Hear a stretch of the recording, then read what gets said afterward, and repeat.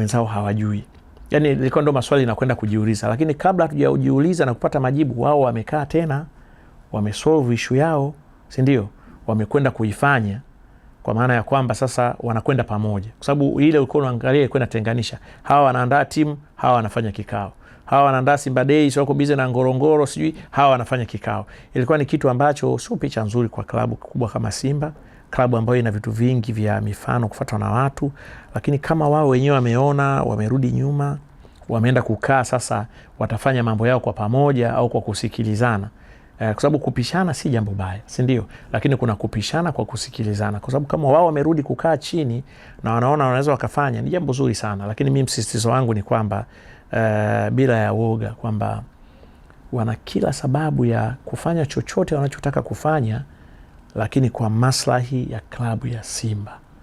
Na niwakumbushe viongozi wote, upande wa klabu, upande wa mwekezaji, kwa maana ya wote, tukianza wenye viti wote wa bodi, mwenyekiti, makamu mwenyekiti wa bodi, mwenyekiti wa klabu, lakini wajumbe wa bodi ya wakurugenzi ya klabu ya Simba, pamoja na wale ni nini mnaita member board of trustees, kwamba wajue cheo ni dhamana na pale wako kwa muda, kwa sababu hii klabu ni ya watu na ni klabu inayobeba mioyo ya watu. Kwa hiyo wanapofanya, kama wanafanya jambo bora kwa ajili ya kutetea klabu, ni jambo zuri sana na tunapaswa kuwaunga mkono sana.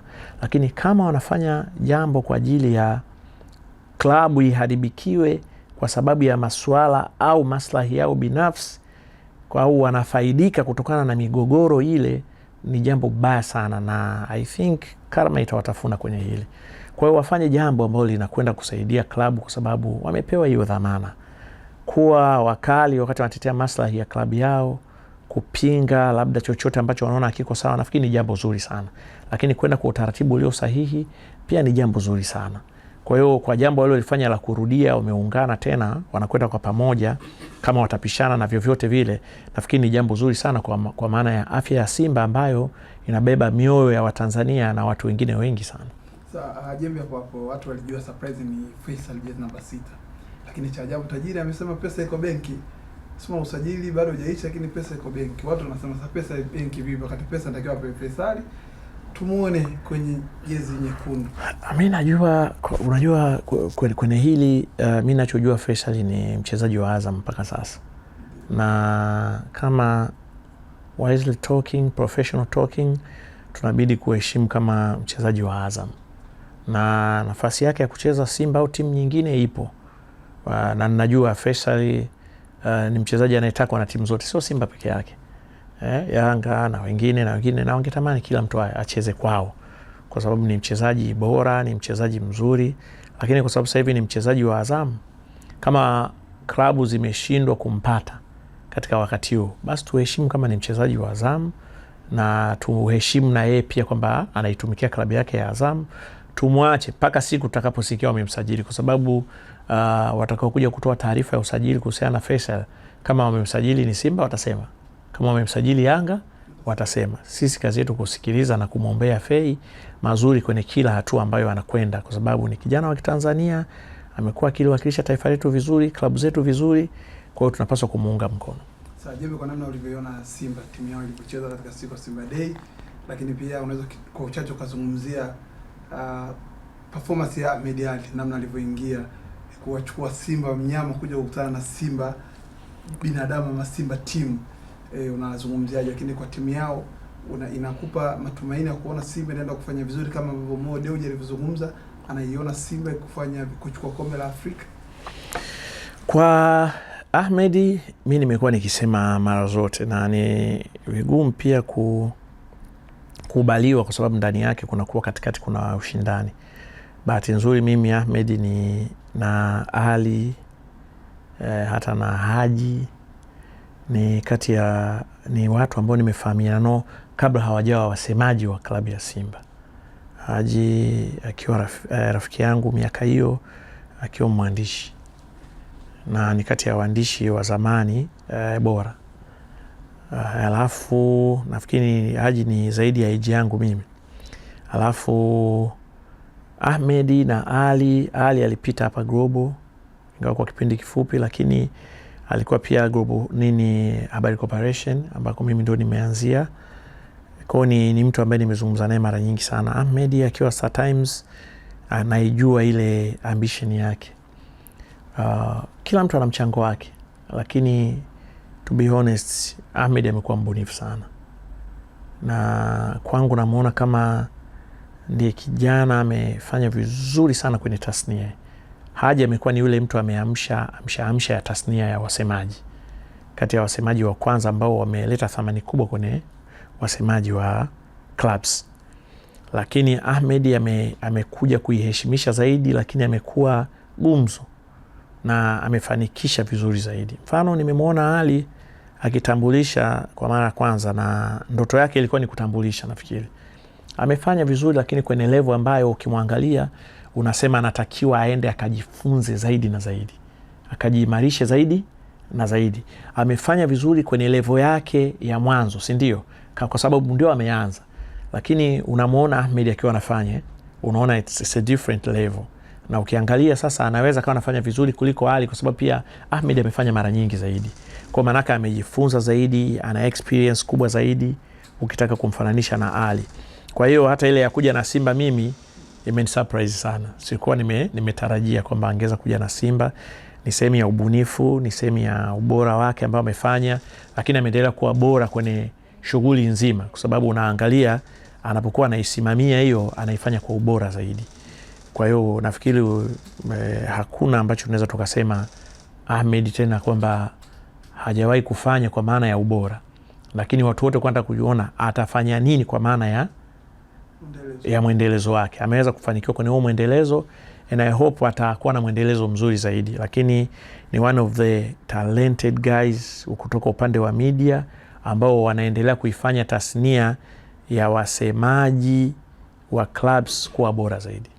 Upande wa timu sasa, kuna nani unaona timu Dombia bado sio kipenzi, hajawafurahisha wana Simba?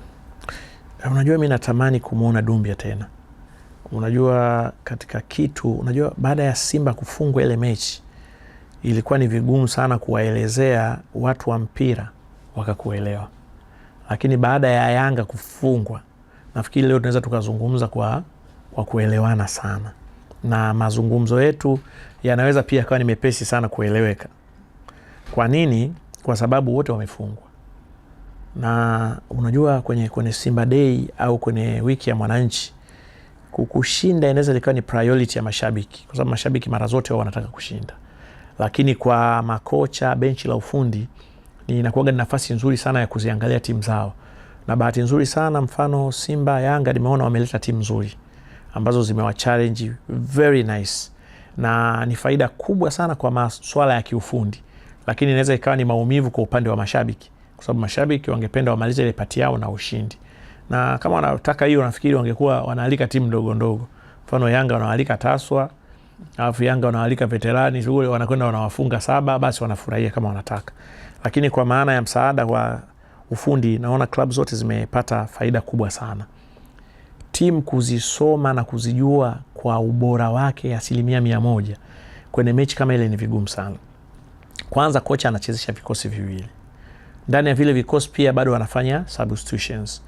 Lakini nikiwaangalia Simba, ningependa hii niweke general pamoja na Yanga. Hata nikiwaangalia Yanga, kama wakitoa timu ile first 11 kwenye mechi moja, I hope watakuwa na timu nzuri sana. Kwa sababu kama wameweza kutengeneza vikosi viwili na vikacheza mechi nzuri kwa maana ya dakika 45 hawa ukiwajumlisha kwenye kikosi kimoja unapata timu nzuri sana. My hope kwamba Simba na Yanga wamekuwa na timu nzuri ambazo sasa tunatakiwa kuziona kama zinafanya vizuri kwa maana ya kwamba zicheze, si ndio? Yani hatuwezi kuziona hizi timu nzuri kama zi mfano ukiangalia kuna wingi wa kushoto wa Yanga alicheza nafikiri kipindi cha pili fupi kidogo hivi. Mwijage alinifurahisha sana, na nilimuona kama ni mchezaji ambaye kama atapata namba na kuaminiwa na kocha akacheza, maana yake Mwijage atafanya vizuri sana kwa sababu kwa uwezo wake. Lakini wakati anasajiliwa hakuwa mchezaji mwenye makelele, na sio mchezaji ambaye mimi nilimtarajia kumuona. Lakini Simba wana Kareso. Nafikiri umeiona shughuli yake. Yani yule kama atapata nafasi ya kucheza, kocha akamwamini na akapata confidence, nafikiri mabeki wanaocheza pembeni wajiandae, kwa sababu ni mtu ambaye sio muoga, alafu mpira kwake mguu ni ile level ya mchezaji anakimbia na mpira hauangalii, yeye anaangalia kule anapokwenda. Mguu wake ni mwepesi, lakini ana uwezo wa kupiga miguu yote miwili, kwa maana yake anaweza ka feint na kushoto akapiga na kulia, na nimeona akifanya caves zile, ana uwezo kupiga crosses. Lakini nimemuona hata kwenye kukaba ni mchezaji anayerudi kusaidia kukaba. Kwa hiyo kuna wachezaji ambao hatukuwatarajia kabisa, tumewaona kwamba wanaweza wakafanya vizuri. Lakini nilikuwa naangalia wachezaji Yanga, unajua imesajili kwenye striking force zaidi, lakini katika hata hiyo mechi umeona wamefanikiwa kufunga bao moja tu la penalty. Sasa ile unaweza ukajiuliza kwamba kama Yanga walikuwa wamesajili wachezaji wengi wa kushambulia na kufunga, mbona hawajafunga mabao mengi? Si ndio?